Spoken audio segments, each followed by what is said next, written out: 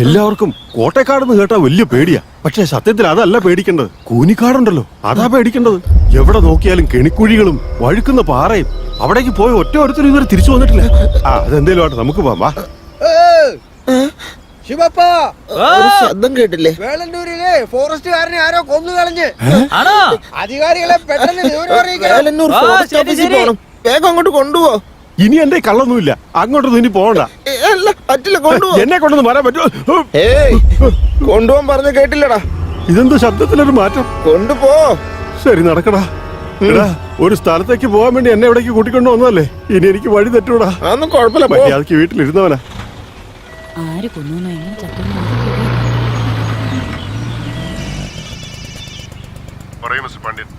വേളാനൂരിന്ന് body ആംബുലൻസിൽ താഴേക്ക് കയറ്റി വിട്ടിട്ടുണ്ട്. 4 മണിക്കൂറിനകത്ത് എത്തും. പോസ്റ്റ്മോർട്ടം ചെയ്ത് റിപ്പോർട്ടൊന്ന് അയച്ചാൽ മതി. നിങ്ങൾക്ക് പോലീസ് പ്രൊട്ടക്ഷൻ എന്തെങ്കിലും ആവശ്യമുണ്ടോ? ഏയ് വേണ്ട സർ, അതിന്റെ ആവശ്യമൊന്നുമില്ല, ഞാൻ നോക്കിക്കോളാം. എനിക്ക് റിപ്പോർട്ട് മാത്രം ഒന്ന് അയച്ചാൽ മതി. Thanks sir. നടന്ന സംഭവങ്ങളൊക്കെ ഞാൻ പറയേണ്ടതെന്ന് അറിയാലോ. അതുപോലെയൊക്കെ എനിക്ക് സംഭവിക്കാതിരിക്കണമെങ്കിൽ നിങ്ങൾ വിചാരിച്ചാലേ നടക്കൂ. എനിക്ക് വേണമെങ്കിൽ എൻ്റെ വീടിന് ചുറ്റും പോലീസ് കാവൽ വെക്കാം. പക്ഷെ എനിക്കതിൽ വിശ്വാസമില്ല. നിങ്ങളെനിക്ക് വിശ്വാസം അറിയാലോ. ഇന്നൊരു രാത്രി രക്ഷപ്പെട്ട് കിട്ടിയാൽ മതി, പിന്നെ എന്നെ ഒന്നും ചെയ്യാൻ പറ്റില്ല. സാറിന് എന്ത് സംഭവിച്ചാലോ അത് ഞങ്ങളെ മറികടന്ന് വേണം സംഭവിക്കാൻ. കത്തി, കമ്പ്, കോടാലി എല്ലാം എടുത്തോണ്ട് സാറിന്റെ വീട്ടിലേക്ക് പോകാം. വാ മുത്തു. സാറേ ഇങ്ങുവാ. പിന്നെ വേറൊരു കാര്യമുണ്ട്. തനിക്ക് പരിചയമുള്ള ആരെങ്കിലും പ്രേതത്തെ ഓടിപ്പിക്കാൻ പൂജ ചെയ്യുന്നവരായിട്ടുണ്ടോ? ഉണ്ട് സാറേ. എന്നാ രാത്രി അവരോട് വരാൻ പറ. ശരി സാറേ. ശരി.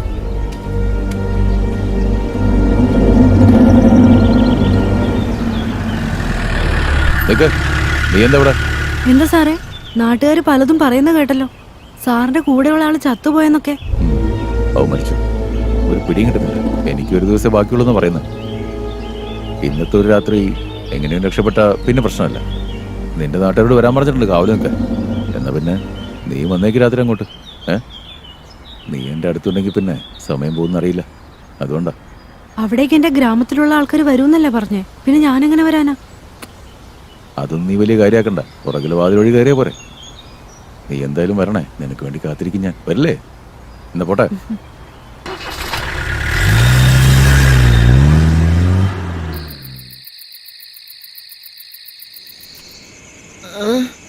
എടോ, ഒന്നും കാണുന്നില്ല. താൻ എങ്ങോട്ടേ കൊണ്ടുപോകുന്നേ? നീ മിണ്ടിപ്പോരുത്. നീ വേണ്ട വേണ്ടെന്ന് പറഞ്ഞതല്ലേ, എന്നെ ഭീഷണിപ്പെടുത്തി കൊണ്ടുവന്നല്ലേ നീ. മനുഷ്യനാണെ കണ്ണും കണ്ടുകൂടാ.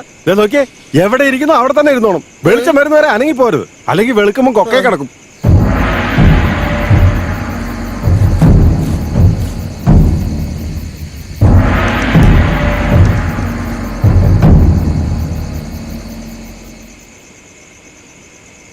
കാരണം നിങ്ങളുടെ മരണം നിശ്ചയം.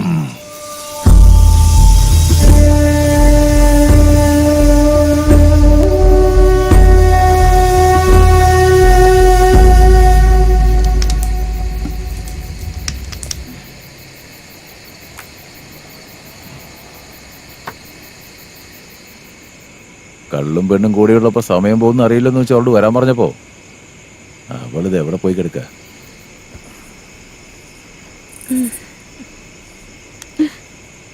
പക്ഷെ ഇങ്ങനാണെങ്കിൽ എഴുന്നേറ്റല്ലോ. ഇനി എന്താ ചെയ്യാ? ഇനി ഇവിടുന്ന് പോയി ഇയാൾ ഉറപ്പായിട്ടും പിടിക്കും. തൽക്കാലം കിടന്ന് ഉറങ്ങുന്ന നല്ലത്.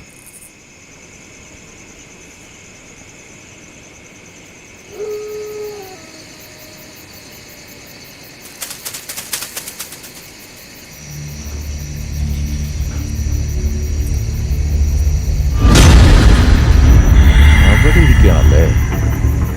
നാട്ടുകാരെ പേടിച്ച് അവിടെ ഇരുന്ന എങ്ങനെ ശരിയാവുക? ഞാൻ വരാം. മുത്തു. സാറേ, എന്താ സാറേ? അവിടെ എന്തോ ശബ്ദം കേട്ടില്ലേ? പിന്നെ ഇവിടെ എന്താ ചെയ്യുന്നേ? അവിടെ ഒന്ന് പോയി നോക്ക്. പോയി നോക്കടാ, വാടാ.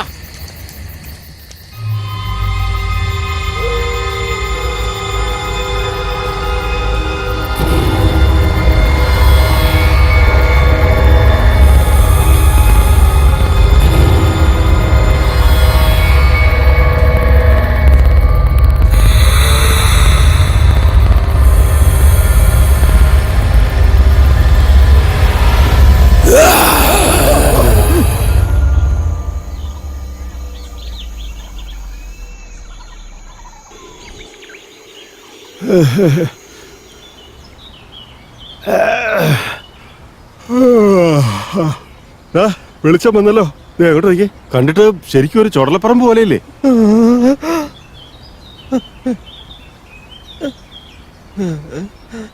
എടോ എന്താടോ ഒന്ന് എഴുന്നേറ്റ് വന്നേ. എന്താടോ കുന്തം അടഞ്ഞു വെച്ചിരിക്കുന്നത്? വാ. രാത്രി ഇവിടെയാണല്ലേ കൊണ്ടുവന്നിരുത്തിയേ. നേരെ പൊക്കോ. നീ പറഞ്ഞ വേളന്നൂർ ഫോറസ്റ്റ് ഓഫീസിലെത്തും. എന്നെ ഭീഷണിപ്പെടുത്തും അല്ലേ? ഇനി അവിടെ പോണേ ഇവിടെ പോണെന്ന് പറഞ്ഞ് എന്റെ മുമ്പിൽ വരുമല്ലോ. അപ്പൊ ഞാൻ കൊണ്ടുപോവാ കേട്ടോ. നമ്മുടെ ഫോറസ്റ്റ് ഓഫീസറെ ഏതോ മൃഗം കടിച്ചു കൊന്നെന്ന്. ആണോ? സാറന്മാരൊന്ന് വിവരം അറിയിച്ചേക്ക്. ശരി ശരി.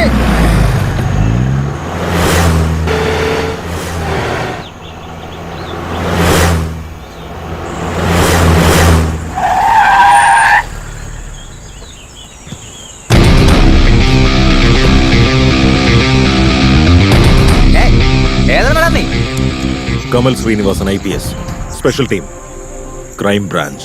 ഡോ, ഇവിടെ നടക്കുന്ന കൊലകൾക്കും തനിക്കും എന്താ ബന്ധം? എവിടെ വന്ന് ആരോടാണ് സംസാരിക്കുന്നത്?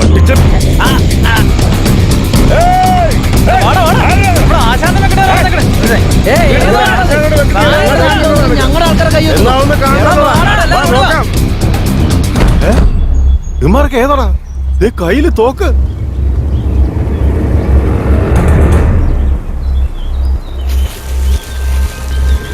എന്തായിടോ അന്വേഷണമൊക്കെ? സർ, ഇയാൾക്കും കൊലപാതകങ്ങൾക്ക് തമ്മിൽ യാതൊരു ബന്ധവുമില്ല. ഇയാളുടെ മകനെ സംശയിച്ച് ഞങ്ങൾ കൊണ്ടുപോയി ചോദ്യം ചെയ്തിരുന്നു. പക്ഷേ ഇതിനെക്കുറിച്ച് അന്വേഷിക്കാൻ പരാതി എഴുതി കൊടുത്ത ഇയാൾ തന്നെ. ഞാൻ നിന്റെ നല്ലതിന് വേണ്ടിയാ പറഞ്ഞേ. എന്നിട്ട് എന്റെ തലയ്ക്ക് നേരെ തന്നെ തോക്കിയുണ്ടാണല്ലേ? നീ പുഴുത്ത് ചാവൂടാ. അയ്യോ, നീ പുഴുത്ത് ചാവൂടാ, പുഴുത്ത് ചാവും. Kamal Srinivasan, assistant commissioner of police. കാട്ടിലെ കുറ്റകൃത്യങ്ങൾ തടയാൻ സ്പെഷ്യൽ ട്രെയിനിങ് കിട്ടിയ ആളാണ് ഞാൻ. ഇതുവരെ തനിക്ക് കിട്ടിയ ട്രെയിനിങ് ഒക്കെ മനുഷ്യർക്കെതിരെ പ്രയോഗിക്കാൻ മാത്രമേ പറ്റൂ. പക്ഷേ എന്നെങ്കിലും ഒരു ദിവസം നിനക്ക് മാനേജ് ചെയ്യാൻ പറ്റാത്ത കാര്യങ്ങൾ ആ കാട്ടി കണ്ടെന്നിരിക്കും. അപ്പോൾ ഈ ട്രെയിനിങ് ഒന്നും വർക്കൗട്ട് ആവില്ല. അതിനായിട്ട് ചില മെത്തേഡ്സ് ഉണ്ട്. അതിപ്പോ ഞാൻ നിനക്ക് പഠിപ്പിച്ചു തരാൻ പോവാ. ഇത് യൂസ് ചെയ്ത് നിന്റെ മുമ്പിൽ കാട്ടിലെ ഒരു ഭീകര ജീവി വന്നാൽ പോലും നിനക്കതിനെ എതിർക്കാൻ സാധിക്കും. അതിപ്പോ കയ്യിലൊരു ആയുധം ഇല്ലെങ്കിൽ പോലും.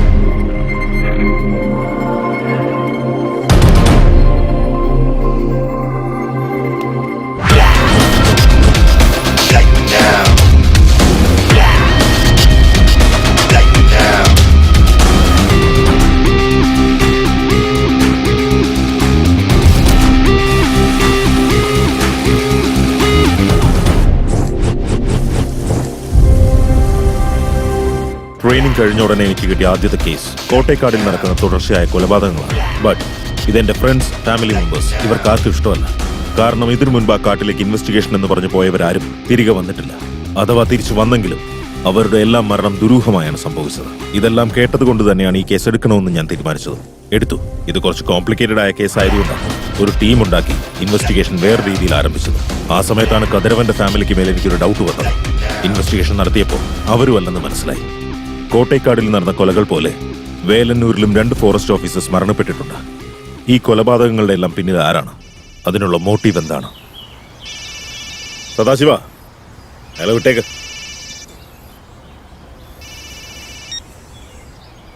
യെസ്, പറയൂ സർ. കമൽ ശ്രീനിവാസൻ, അവിടെ എന്തൊക്കെ പ്രശ്നങ്ങളാണ് നടക്കുന്നത്? ഞാൻ അവിടെ എന്ത് ചെയ്തോണ്ടിരിക്കുകയാണ്? ഞാൻ ഇൻവെസ്റ്റിഗേറ്റ് ചെയ്തുകൊണ്ടിരിക്കുകയാണ് സർ. ഇതിനു മുമ്പ് കോട്ടക്കാട്ടിലുള്ളവർ മാത്രമാണ് മരിച്ചോണ്ടിരുന്നത്.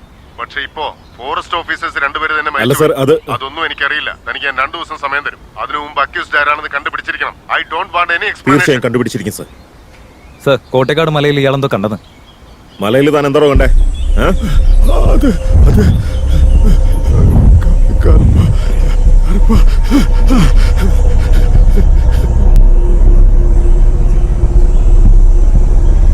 എടോ സദാശിവ, ആ മലയിൽ അതിന് മാത്രം എന്താ ഉള്ളേ? അത് കണ്ടുപിടിക്കാതെ ഞാൻ അടങ്ങില്ല.